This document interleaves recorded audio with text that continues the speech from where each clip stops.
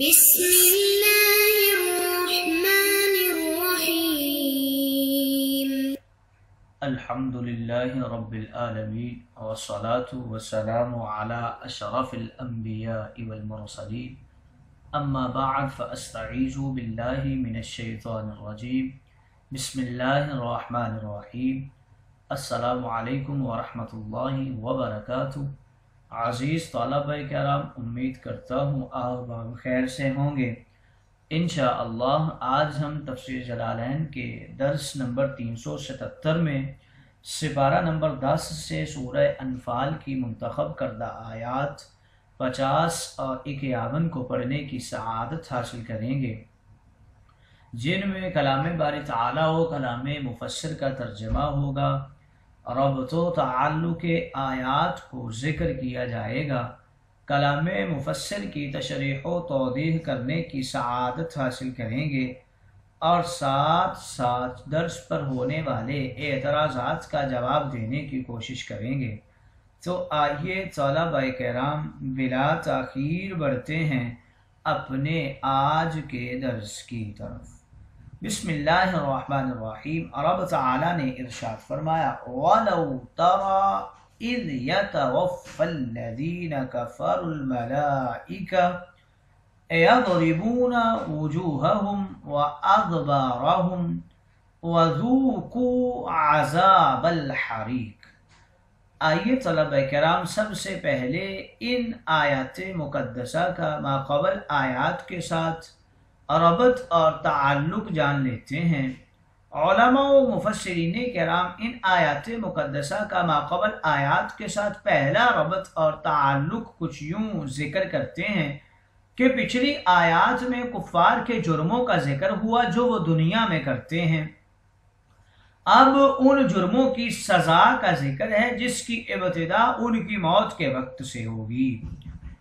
دوسرا تعلق ان آیات مقدسہ کا ماقبل آیات کے ساتھ کچھ یوں ذکر اور بیان کرتے ہیں کہ پچھلی آیات میں ارشاد ہوا کہ کفار بدر کے میدان میں ہی بے یار و مددگار رہ گئے کہ شیطان جو ان کا یار بنا تھا جنگ سے پہلے ہی انہیں پیٹھ دکھا گیا۔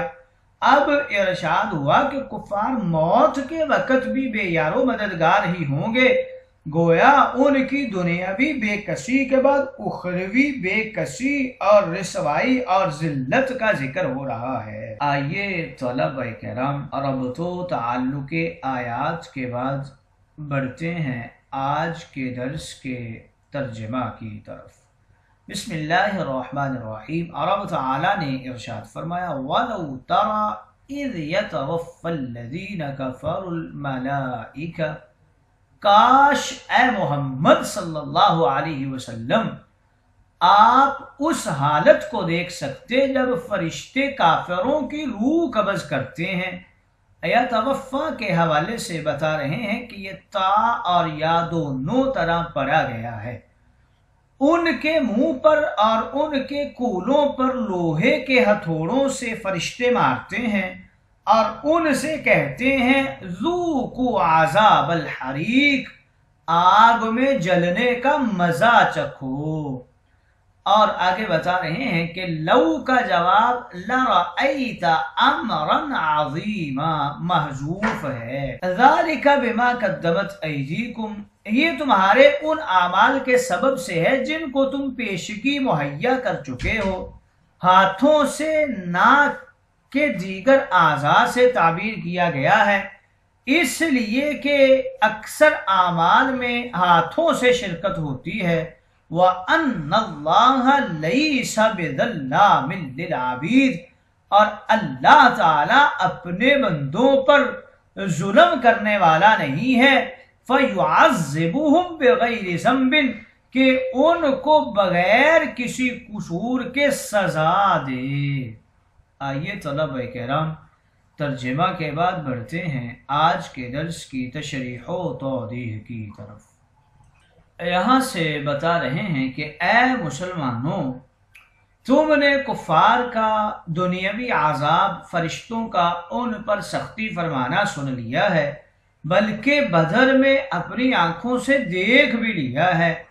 کاش کہ تم وہ وقت بھی دیکھتے تو تعجب کرتے جب کہ کافر مرتا ہے، اس کی موت کا وقت اور ان کی جان نکالنے کے لیے جناب ملک الموت اور ان کے خدام فرشتے انہیں موت دینے، ان کی جان نکالنے کے لیے ان کے پاس آتے ہیں۔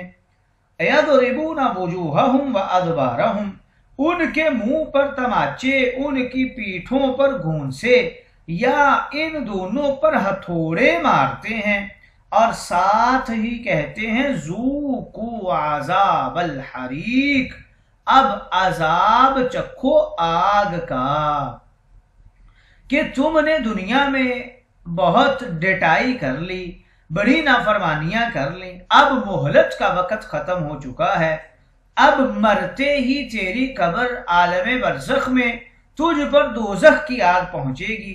اے کافر، ہماری یہ مار اور قبر کا یہ عذاب، آگ کی جلن اور تپش اس کفر و شرک کی وجہ سے ہے جو تو نے اپنے ارادے، اپنی قدرت، اپنے اختیار سے دنیاوی زندگی میں اختیار کی تھی اور انہیں اپنا لیا تھا، توشہ آخرت بنا کر آگے بھیجا تھا۔ اللہ تعالیٰ نے تجھے تیرے بغیر جرم کے سزا نہیں دی کہ یہ ظالم ہے۔ اللہ تعالیٰ اپنے بندوں پر ظلم نہیں کرتا اور انہیں بغیر کسی وجہ کے عذاب نہیں دیتا۔ آئیے طلبہ کرام، تشریح و توضیح کے بعد بڑھتے ہیں آج کے درس پر ہونے والے اعتراضات کی طرف۔ پہلا اعتراض یہ ہوتا ہے کہ اس آیہ مقدسہ سے معلوم ہوا جان نکالنے والے فرشتے بہت سے ہیں۔ دیکھیے یہاں الملائکہ جمع ارشاد ہوا ہے، مگر دوسری آیہ مقدسہ میں قد یتوفاکم ملک الموت الذی وکل بکم، اس سے معلوم ہوتا ہے کہ وہ ایک ہی فرشتہ ہے، لہذا آیات میں تعارض ہے۔ اس کا جواب یہ دیتے ہیں کہ اس آیات میں ملک الموت جنس ہے جو ایک اور زیادہ سب کو شامل ہے، یا یوں کہیے کہ وہاں سردار کا ذکر ہے، یہاں اس کے ماتحتوں کا یعنی جان نکالنے والے فرشتوں کا سردار ایک ہے۔ اسرائیل کے ماتحت بہت ہیں، لہذا دونوں آیتیں درست ہیں۔ دوسرا اعتراض آج کے درس کے اوپر یہ ہوتا ہے کہ اس آیہ کریمہ سے معلوم ہوا کہ فرشتے موت دیتے ہیں، مگر دوسری آیات سے معلوم ہوتا ہے کہ رب تعالیٰ موت دیتا ہے، یحیی و یمیت، اور فرماتا ہے اللہ یتوفی الانفس حین موتہا، لہذا ان آیات میں بھی تعارض ہے۔ جواب اس کا یہ دیتے ہیں کہ اللہ تعالیٰ حقیقتاً موت دیتا ہے، فرشتے مجازاً اس کے حکم سے موت دیتے ہیں۔ کرندوں کا کام آقا کا ہی کام ہوتا ہے، چپراسی یا سپاہی ملزم کو پکڑ کر لاتا ہے، مگر کہا جاتا ہے کہ اسے انسپیکٹر نے پکڑ لیا ہے۔ وہاں حقیقت کا ذکر ہے، یہاں مجاز کی بات ہے۔ تیسرا اعتراض یہ ہوتا ہے کہ اس آیہ کریمہ سے معلوم ہوا ہے کہ کافر کو مرتے وقت فرشتے منہ اور پیٹھ پر مارتے ہیں، یہ تمانچے یا ہتھوڑے فرشتوں کی مار کون برداشت کر سکتا ہے؟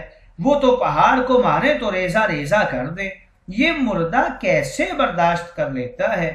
جواب اس کا یہ ہے کہ واقعی ایک مار کافر کی برداشت سے باہر ہے، مگر ساری رعایتیں دنیا کی زندگی میں ہیں۔ لا یکلف اللہ نفسا الا وسعها یہاں کے لیے ہے، وہاں کوئی رعایت نہیں۔ کافر نے جرم حد سے بڑھ کر کیا ہے، یعنی بغاوت، اس کی سزا بھی حد سے باہر ہوگی۔ چوتھا اعتراض آج کے درس کے اوپر یہ ہوتا ہے کہ آگ اور جلنے کا عذاب تو قیامت کے بعد ہوگا، فرشتے کافر سے مرتے وقت کیوں کہتے ہیں ذوقوا عذاب الحریق؟ اس کا جواب یہ دیتے ہیں کہ اگر یہاں دوزخ میں داخلہ مراد ہے تو معنی یہ ہے کہ آئندہ دوزخ کا عذاب چکھنا ہے۔ مومن کو مرتے وقت جنت کی بشارت دی جاتی ہے جو بعد قیامت ملے گی، یوں ہی کافر کو ڈرانا مقصود ہوتا ہے مرتے وقت ہی۔ اور اگر اس سے مراد ہتھوڑوں کوڑوں کی مار ہے یا قبر کا عذاب ہے تب کوئی اعتراض واقع ہی نہیں ہوتا۔ یہ خیال رہے کہ قبر میں دوزخ کی آگ سے عذاب مراد ہے، اس طرح کی آگ وہاں پہنچتی ہے، بعد قیامت دوزخ میں جا کر عذاب پائے گا۔ آگ کا عذاب اور آگ میں عذاب، ان دونوں میں فرق ہے۔ پانچواں اعتراض آج کے درس کے اوپر یہ ہوتا ہے کہ قبر کا عذاب صرف کافر کو ہوگا، مگر حدیث مقدسہ میں ہے کہ بعض مسلمانوں کو بھی قبر کا عذاب ہوگا، جیسے پیشاب سے نہ بچنے والا، چغلی کھانے والا۔ اس کا جواب یہ دیتے ہیں بے شک بعض مسلمانوں کو عذاب قبر ہوتا ہے، مگر اس کے عذاب اور کافر کے عذاب میں چند طرح سے فرق ہوتے ہیں۔ ایک یہ کہ اس مومن کا عذاب عارضی ہوتا ہے جو کچھ دنوں بعد کسی نہ کسی ذریعہ سے ختم ہو جاتا ہے، اور کافرین کا عذاب دائمی ہوتا ہے۔ چھٹا اعتراض آج کے درس کے اوپر یہ ہوتا ہے کہ یہاں ارشاد ہوا بما قدمت ایدیکم، اس کی وجہ سے عذاب ہے جو تیرے ہاتھوں نے آگے بھیجا ہے، حالانکہ کفار کو یہ عذاب ان کے کفر و شرک کی وجہ سے ہوتا ہے، اور کفر و شرک ہاتھ سے نہیں کیے جاتے بلکہ دل سے ہوتے ہیں۔ اس کا جواب کچھ یوں دیتے ہیں کہ یہاں ہاتھ سے مراد قوت و طاقت ہے، یعنی جو تو نے خدا کی دی ہوئی طاقت و قوت سے بجائے عبادت کے کفر و شرک کیا ہے، اس کی سزا یہ ہے۔ قرآن مقدس میں ید کے معنی طاقت بہت جگہ استعمال ہوئے ہیں، ہو سکتا ہے کہ اس سے ارشاد مشترکہ کاموں، اس سے اشارہ مشترکہ کاموں کی طرف ہو، جیسے بت کے سامنے ہاتھ جوڑنا۔ ساتواں اعتراض آج کے درس کے اوپر یہ ہوتا ہے کہ یہاں ارشاد ہوا ان اللہ لیس بظلام للعبید، اور ظلام مبالغہ کا صیغہ ہے، معنی یہ ہوا کہ اللہ تعالیٰ بندوں پر بہت بڑا ظلم نہیں کرتا، جس سے معلوم ہوا چھوٹا ظلم کرتا ہے۔ یہ تو بات صحیح نہیں ہے۔ جواب اس کا یہ دے رہے ہیں کہ یہاں ظلام بمانے ظالم ہے، اس تفسیر میں وہ آیا ہے ان اللہ لا یظلم مثقال ذرۃ۔ بعض لوگوں نے کہا جیسے رب تعالیٰ کی طرف سے دی جانے والی سزا بہت بڑی ہے، رحم و کرم بھی بہت بڑا ہے، اگر وہ ظلم کرتا تو وہ بھی بہت بڑا ہوتا، بڑے کا ہر کام ہی بڑا ہوتا ہے، لہٰذا یہ فرمان درست ہے۔ یا یوں کہیے کہ بہت ظلم سے مراد بہت لوگوں پر ظلم ہے، اگر وہ ظلم کرتا تو بہت بندوں پر کرتا، جو اگرچہ ہر بندے پر چھوٹا ہوتا ہے مگر سب بندوں کے ملانے سے بہت بڑا ہو جاتا ہے۔ یا پھر یوں بھی کہہ سکتے ہیں کہ ظلام مبالغہ کا صیغہ ہے ہی نہیں بلکہ نسبت ہے، جیسے عطار، بزار اور خیاط، لہذا اعتراض وارد ہی نہیں ہوتا۔